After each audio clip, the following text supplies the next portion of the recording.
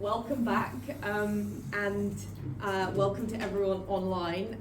It is my great pleasure now to introduce the first of our keynotes, and we're really excited to have here with us today Dr. Aggie Hirst, who is hailing from the Department of War Studies at King's College London.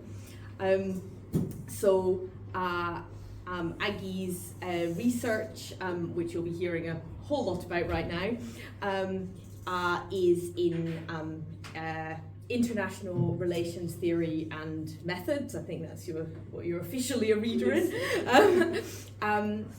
It's situated in the fields of international political theory and critical military studies. And she's principal investigator on a Leverhulme and British Academy funded research project, which is exploring the US military's use of war games and simulations for teaching and training purposes. And that is what this book, The Politics of Play, Wargaming and the US Military, is coming out of. So really excited to hear more about that. She has published articles with many fantastic journals, including International Studies Quarterly, International Political Sociology, Critical Military Studies, and more. My own introduction to Aggie came in the really memorable and form of the picket line at King's College London back in 2018, I believe, when we were on strike in the snow, and Aggie gave an inspiring talk about critiques of foundationalism to an assembled crowd on the Strand through a very crotchety sound system, and yeah, I'm delighted to bring the spirit of that picket line into the room again today, and yeah, please give a very warm welcome to Dr. Aggie Hirst. Thank you very much, Koshka. Thank you to Joseph, to all the organisers. Thank you to everyone involved in organising this really exceptional and exciting conference. Usually I'm in a room full of wargamers, and I'm so thrilled to be talking to critical people, to theoretically involved people about this project. I'll try to condense what has become a 135,000 word book into the next 45 minutes. I would fail miserably, but please feel free to stop at any time. So, we can delve into things I've just mentioned in Q&A and so on. I thought I would start just with a little bit of the sort of nuts and bolts of the project. As we all know, living in the so-called ludic century, the rise of the so-called digital native, a contested term I know, and we've seen, as we've heard today, the phenomenon of gamification across all manner of sectors, of course primarily recreation and leisure, but of course at child and adult education and training, commercial sectors, advertising, and of course also military applications. It's the latter that I have been focusing on in my research for about the last 7 years or so. So I've been trying to get to grips really with the use of war games and simulations in the context of the US military since about 2017. I was lucky enough to scrounge together some money for some funding and some fieldwork trips, and I've managed to aggregate about 100 hours of interview data with the goods and the greats of the US military wargaming community. So I've spent the last few years hanging out on military bases, going to exercises, command post exercises, war games, simulations. Not at all my natural habitat, as you say, more likely to be freezing my behind off in some sort of protest situation outside the university than hobnobbing with military folk. But life takes some strange turns. So what I'm trying to do in this project really is twofold. My own field is international relations. I'll try to spare you too much of the sort of boring IR stuff in this talk. What I really want to do is to take what is a nascent literature on video games, commercial games, and really shift the focus to military gaming. We really don't have much focus on military gaming in my own field, and I think the same is broadly true across a number of commensurate fields. What I also want to do, and this is why I'm so thrilled to be talking at this particular conference, is I also want to introduce or kind of revivify some debates that really have been stalled for the last several years across a whole range of disciplines, and that is the study of play itself. Now, I'm a firm believer that play and games are not synonymous. I'm going to argue in this kind of context that actually they are in some ways directly in opposition, counterposed at the very least. I won't bore you with the details of the various publications, Koshka's very kindly mentioned them, but what I'm talking about today is this new book, Politics of Play, Wargaming with the US Military, which will be out shortly, or early next year with OUP. So, we are now at the 10-year mark of a renaissance in US military wargaming. In 2014, we see some DoD-wide memos coming from Defense Secretary Chuck Hagel and Deputy Defense Secretary Bob Work, coming out calling for a revivified wargaming effort across the services. Gaming for innovation, gaming for strategy, gaming for teaching and training. What I'm asking in this book is how have games and play in this 10-year period been operationalised as a tool of war making? How are these things that we usually associate with leisure, with downtime, with the apolitical, suddenly becoming tools of military infrastructure and apparatus? What I'm trying to do in the book, and I'll try and break it down, is to really try and trace how games are used in the life cycle of warfighters, from recruitment, training, deployment, and through rehabilitation. In the book, I focus on some of these more than others. In the other articles, I've sort of tried to apportion some attention. So what am I arguing? I'm arguing that play is being used as a pedagogical tool. This has come up in some of the other talks that we've listened to so far today. I argue in part of the book that what we see is the gaming of what we might call the cognitive dimension. Gaming is being used through particular forms of attention generation, of iterative gameplay, of cultivating certain forms of critical thinking, and promoting forms of information retention to game the human dimension in the cognitive realm. What I'm also suggesting is that it's not just the cognitive, but also the affective domain that is getting targeted. I want to, in the book, look at the politics of design of games, how goals are aligned between gamers and games and play, the cultivation of synthetic experience and muscle memory, and question issues of agency and so on. So the book tries to really trace how gaming is being used as a sort of tool of pedagogy in this military space. Philosophically, I'm starting from Baudrillard's observation, made a good couple of decades ago, but I think still pertinent here. Baudrillard, of course, has argued that we have moved from the modern period, a period of representation, which we can understand as a sort of relational mode involving interactions between reality and constructs, to an age of what he describes as kind of ontologically unitary systems, that we have moved beyond representation now into the age of the simulacrum, the age of simulation. The way he puts this is that in the postmodern period, what we see is the contradictory processes of true and false, of real and imaginary, are basically abolished in a hyper-real logic of montage. And I'm extremely interested in the politics of the ways in which these processes of ontological unification and montage construction work. So how do these ontologically total game systems work in the context of the military? I argue that we can see at least two key drivers. I'm sure there are many more, but I've sort of honed in on these two. First of all, I'm interested in how the pursuit, and note here that I'm arguing about the pursuit of victory conditions rather than their realisation, is a key driver of how this pedagogical gaming is working. Through the construction of systems of reward and punishment, orchestrating forms of loss and failure, and what I call systemic iterative irresolution.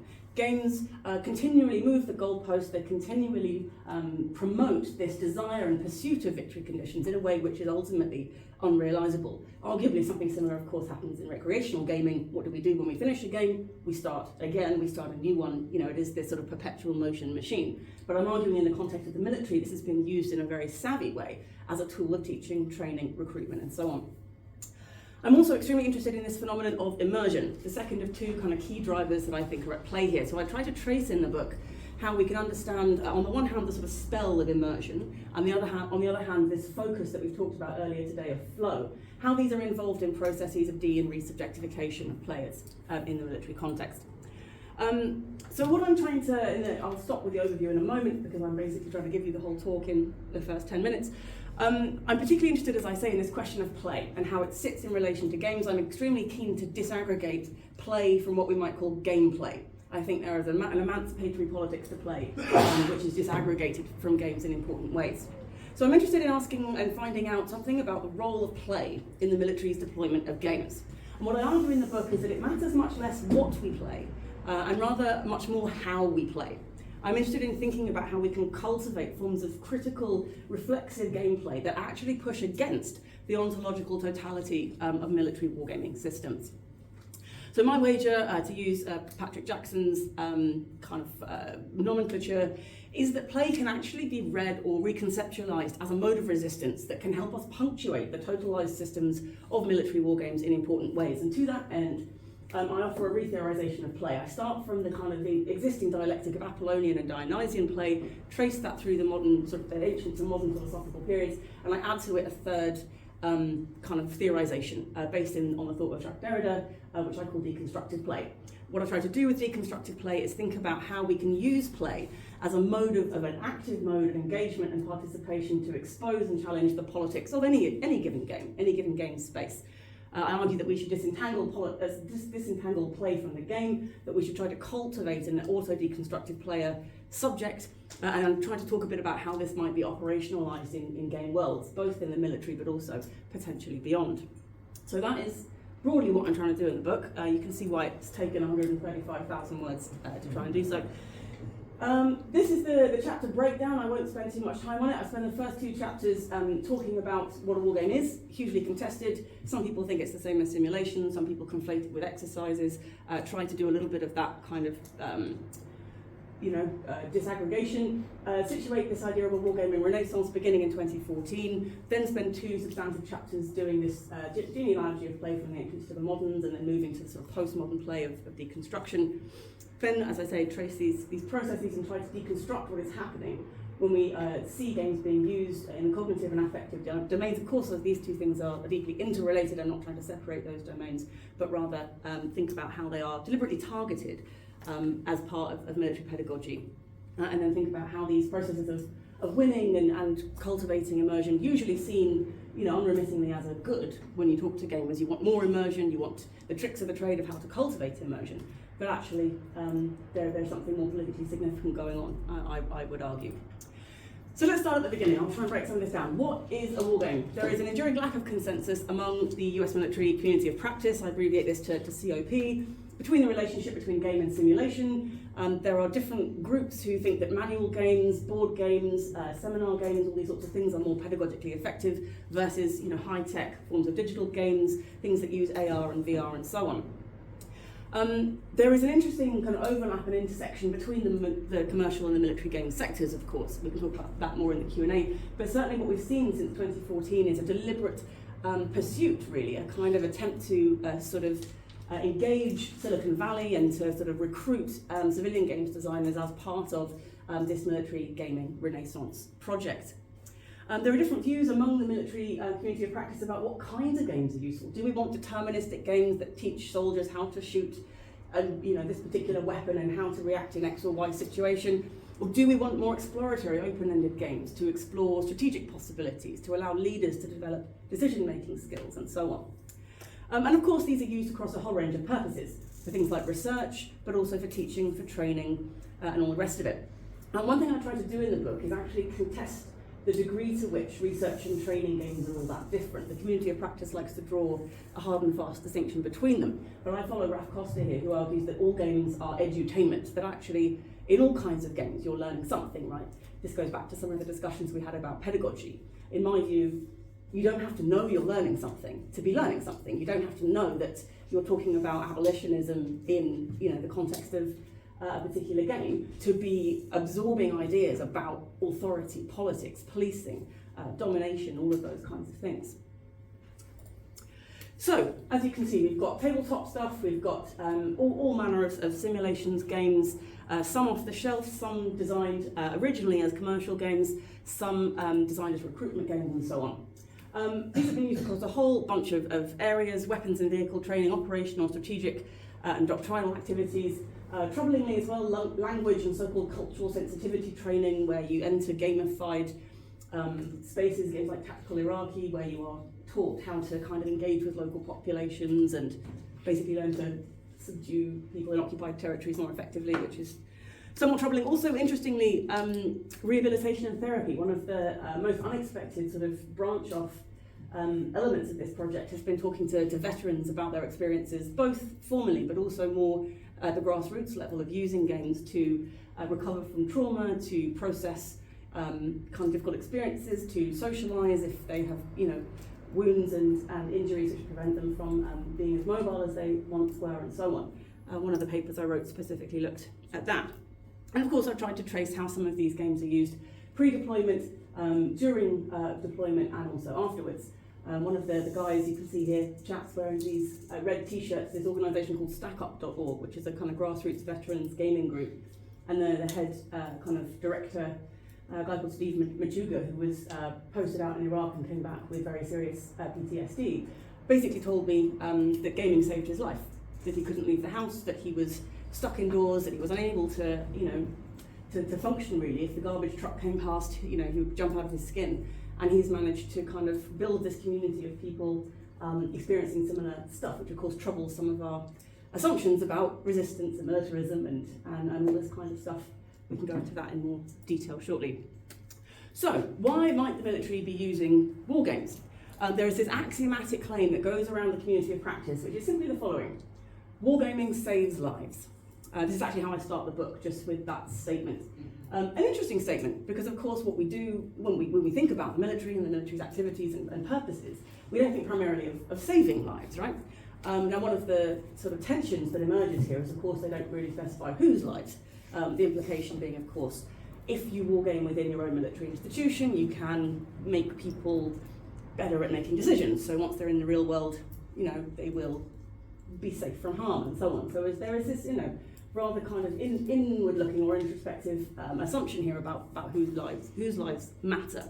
But nevertheless, this claim really structures, at all levels really, how wargamers justify their use of the craft and its purpose. There are many other sort of more specific justifications and rationalizations that people use. It's cost-effective, it's much easier to use a game for something than it is to sort of load tanks and bodies and munitions and stuff out to kind of live training environments. It's replicable, you can set up the same scenario very easily. So-called safe to fail, although some interviewees are suspicious or dubious about the extent to which it's ever safe to fail in the military. Even in the game context, of course, we have this particular series of social and socialization expectations. Many of the particularly older wargamers I interviewed really think that gaming is kind of tapping into the zeitgeist, right? The skills and the interests of the so-called digital native generation. I know that term is contested. But there are many other claims that as you sort of go into them, they start to make you, well, start to make me anyhow, increasingly uncomfortable. Yes, okay, gaming increases attention and retention of information. Fine, we can see how that might work. Multi-side benefits, including diplomatic relations, if you train with militaries of other nation states, unit cohesion, various transferable skills, hand-eye coordination, response times. But then we start talking about things that are sort of more, I suppose, intimate. And James Paul Gee offers a couple of quotes which I think are quite telling here. He argues that gaming can offload some of the cognitive burden of trainees. Now, when I read that the first time, I thought there are lots of ways of reading that. But what we're ultimately seemingly talking about here is that we are actually sort of beginning to move away from the individual as the locus of decision making here. And this is a theme that has really echoed across a number of the interviews that I've done. This other quote from James Paul Gee, performance before competence. Again, this sort of circumnavigation of agency or of decision making or of some sort of moment of a gentle embarkation on an action. And again, this theme has really sort of cropped up and piqued my interest across the interviews. So this sort of question of the affective domain and the cognitive domain really comes up. A lot of wargamers talk about this idea of Bloom's taxonomy of learning domains. You start off with just sort of basic forms of understanding, and then you sort of go up this pyramid to forms of, coalescing information and various other sophisticated processes. But what the wargaming community claim, basically, and Roman and Brown expresses quite helpfully, is that wargaming is a cost-effective means to provide experience-based learning with an emphasis on cognitive and, increasingly, affective training domains. So this sort of sent me down a rabbit hole of trying to trace, what might these sort of cognitive or affective domains be looking like.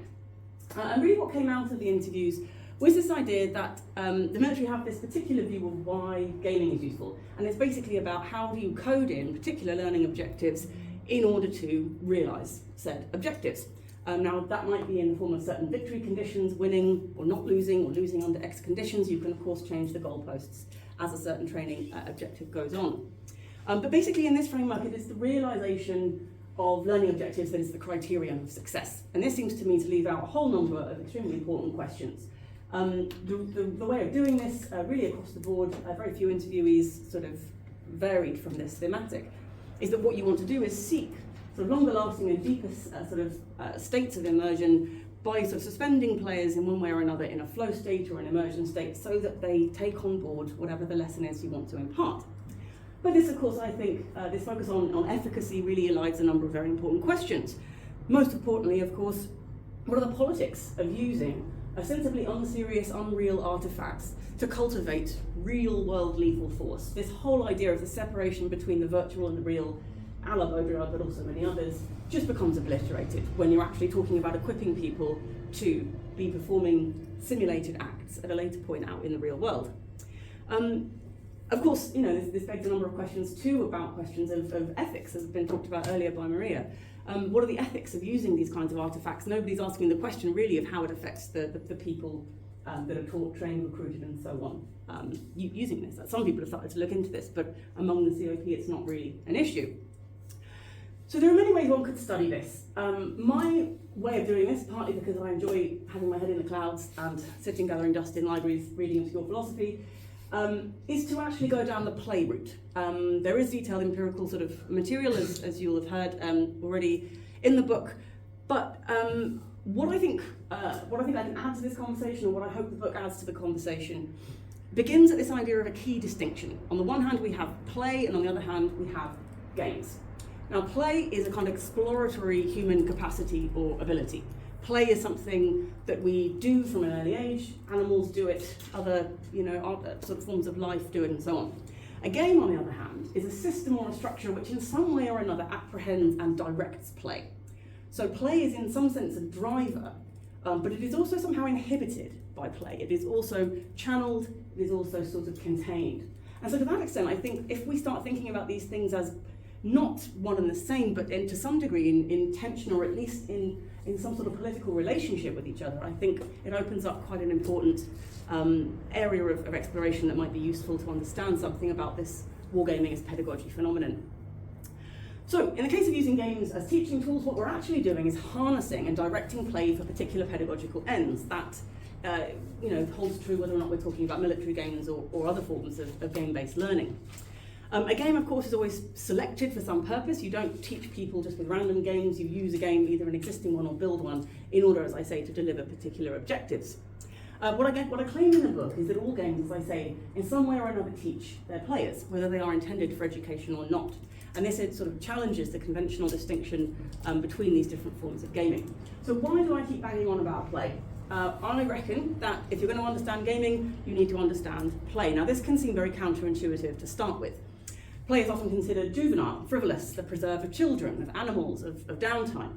We play when we are not at work. Oftentimes those things are counterposed. For scholars of play, and it's been very interesting to try to sort of trace this literature because it's extremely sort of transdisciplinary. It's really not housed in any one spot. And really, actually, most of the interesting writing stopped in about the 80s or 90s, which is quite interesting. The gaming revolution, of course, the digital gaming revolution begins then, and the debates really all shift over to that side of things. But scholars of games across philosophy, psychology, folklore studies, sociology, and all the rest of it, history and anthropology, they argue that play really is the kind of vital for life. It's an essential category of existence. It's how we grow, it's how we learn, it's how we socialise. I think my favourite sort of description that I came across through all of these long hours of being a nerd was that play is what makes life lifey. Without play, life is just survival. The opposite of play is not seriousness, but rather depression, rather the kind of evacuation of life's vitality. But of course, when you're trying to conceptualize play, it's extremely slippery. It's very, very complicated ontologically, sort of epistemologically. It's both truth and illusion. You never see anyone more serious than when at play. But when you ask them what they're doing, they tell you it's not serious. It's somehow another world. It's not. It doesn't belong to the kind of conventional seriousness of our day-to-day lives. Similarly, it's both real and not real. It's something which phenomenologically exists, and yet it does not conform to our conventional understandings of reality as it kind of ticks along. And of course, it's distributed both at the level of subjectivity, but also at the level of phenomenology. It's both interior and exterior to subjects and what we do, who we are. So it can be understood as behaviour, as action, as motivation, as attitude, as experience, as existential condition. I really enjoy also Bateman's work on this too, and I think this allegory, when I try to talk about play to people and explain why it's interesting, comes up again and again. Because play is not just a powerful form of communication, but it's also a meta-communicative phenomenon. What I mean by that is that it tells us something about itself while it's communicating about itself. It tells us something at a sort of deeper or separate layer. Jeffrey Bateson uses the example of wolf cubs playing. Many of you will know this already, but the sort of story goes that these wolf cubs are playing and they're sort of nipping each other on the ear. But somehow between them, the wolf cubs know that it's not a real bite, it's a play bite. If they were to start really biting each other, the play would somehow cease. And so even with animals, you get this meta-communicative kind of element or dimension that they are explaining or showing to one another that this is a play form of an action, not a real form. We see this, as was talked about so interestingly earlier, in forms of rave, in forms of kind of queer spaces and kink and all manner of things of that kind. Play is, of course, also highly absorbing. Again, it pushes against this idea that play isn't serious. When you walk into a room, you guys will be game playing later, and of course, that level of immersive absorption, is something extremely powerful. It's absorbing, but it's also autotelic. That means it's basically done for its own sake. It's not done for an externally motivated reason. You don't play to make money. You don't play to, do X or Y. It's something that is done in and of itself for its own sake. There are reasons we go to raves and all that sort of stuff. But the enjoyment of the thing seems to be the kind of central purpose.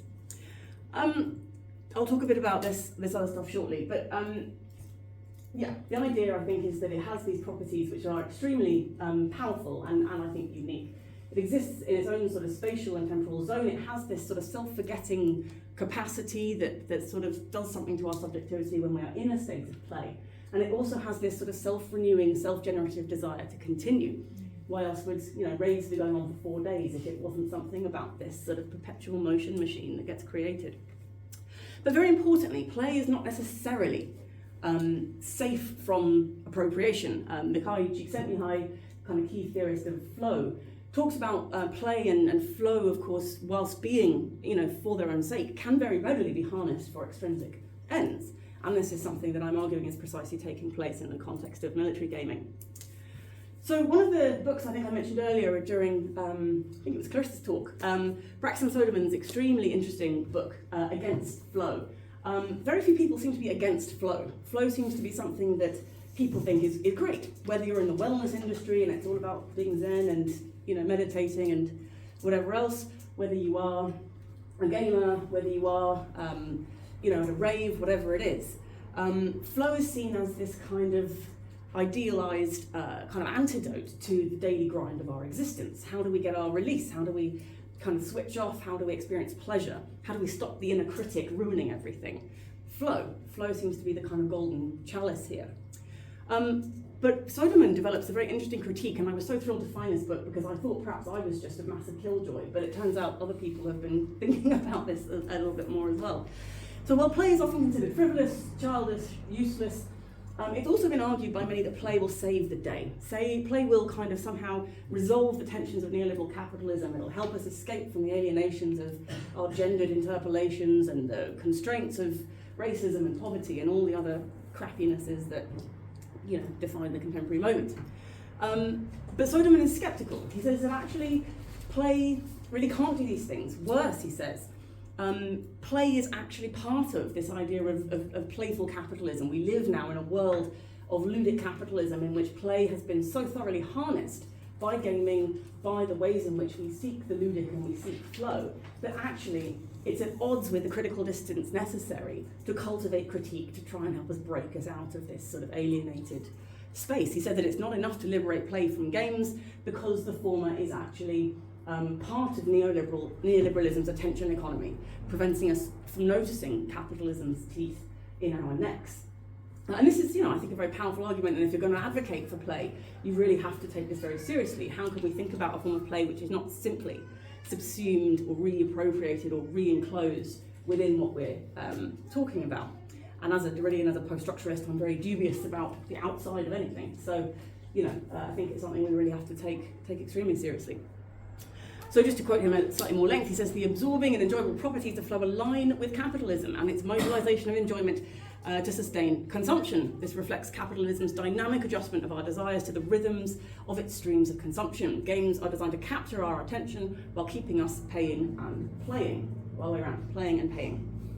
So yeah, play is then implicated, indissociable from all of these problems. But, and this is where I part company with Soderman, I wager that we can try to think about modes and forms of play as critical thinking, as a mode of critical engagement, which can subvert from within by creating tensions, cracks, and otherwise disrupting kind of closed systems. Specifically in the context I'm talking about, of course, war games, but perhaps, more generally, in all of the sort of, systems within which we are situated.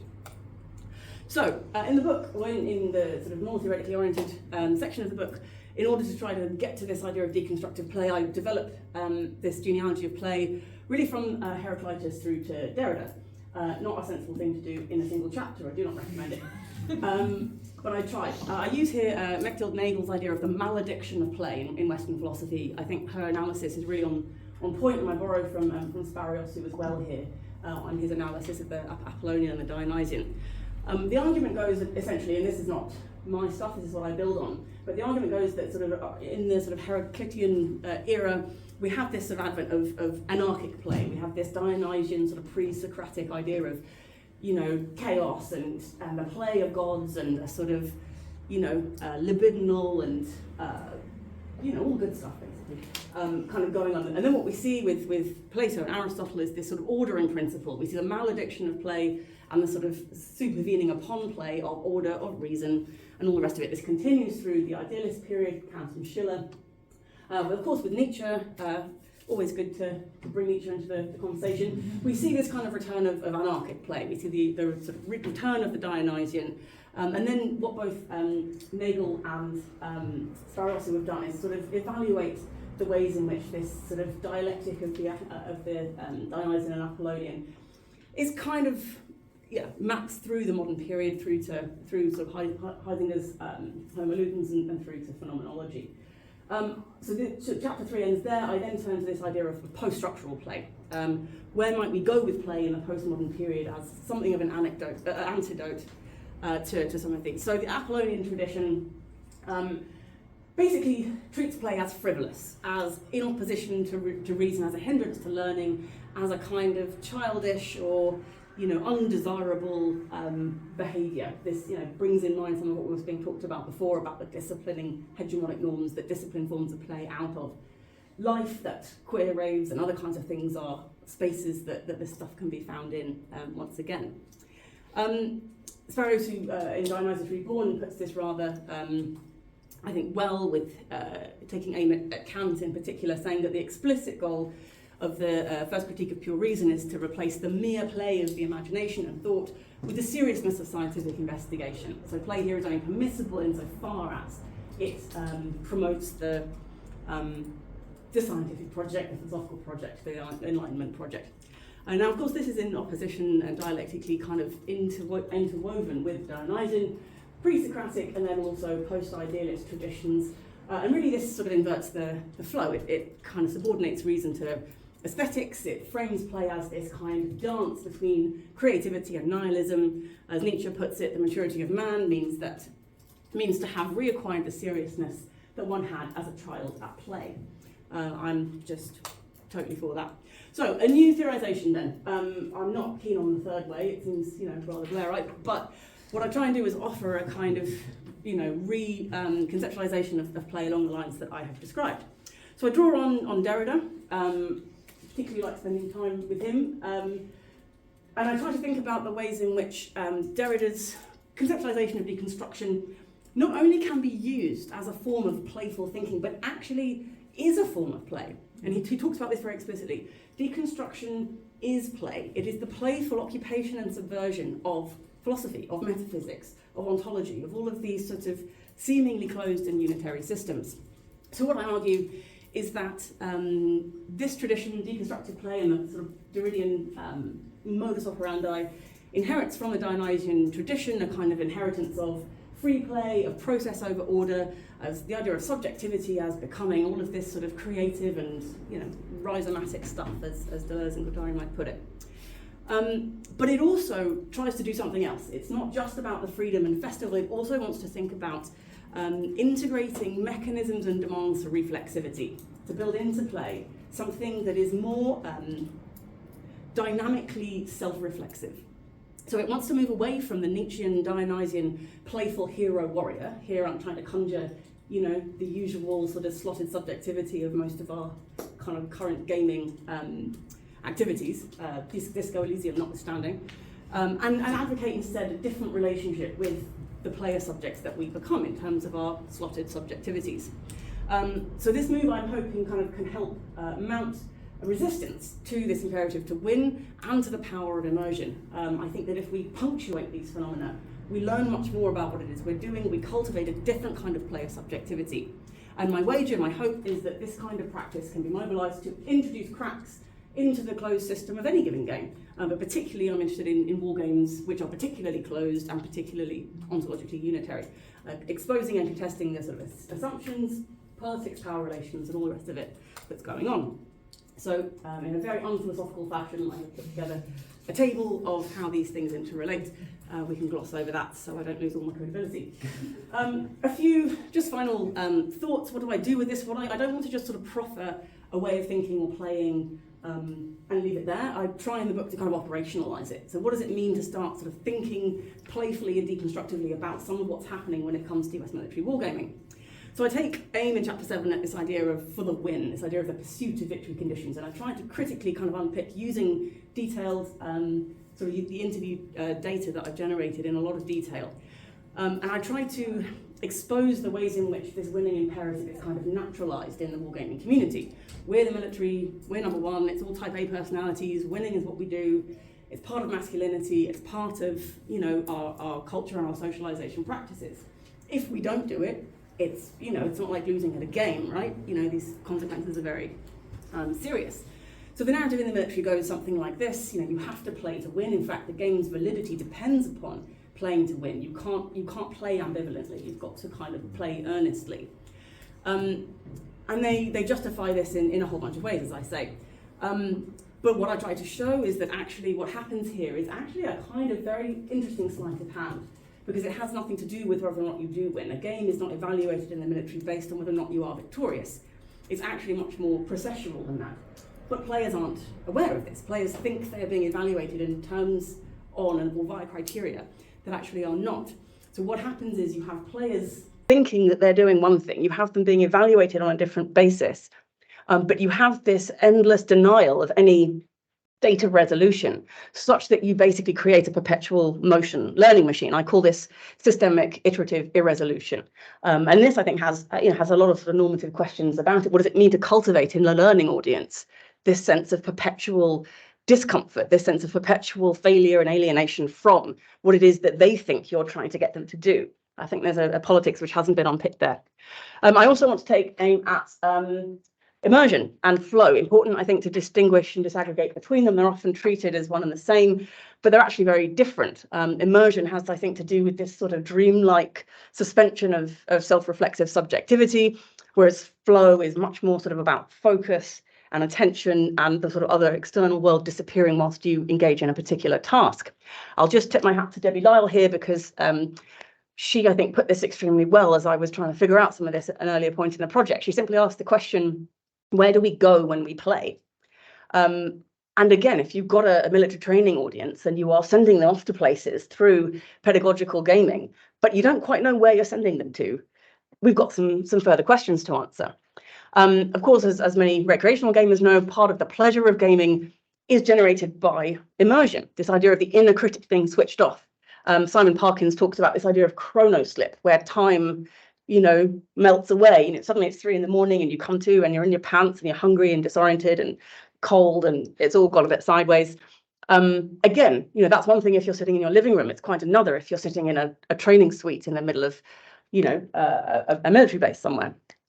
Again, also very interesting in terms of critical thinking and the kinds of philosophies we're talking about, that when you're immersed, you oftentimes have this kind of symbiosis of action and reaction, and also a kind of positive feedback loop of cause and effect, which can really erase critique or dissensus or divergence, as Clarissa was talking about before. It becomes a system, again, of sort of ontological unity or of convergence.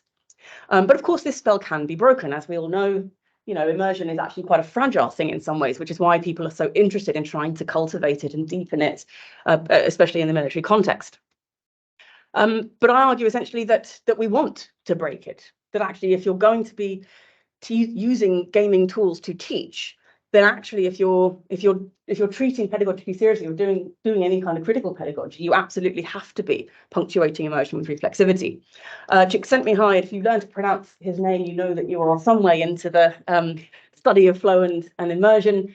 Talks about flow in the following way. He says that flow is an optimal state of consciousness, a peak state where we both feel and perform our best. We become so involved in an activity that nothing else seems to matter. The ego falls away, time flies, every action, movement and thought follows inevitably from the previous one, like playing jazz.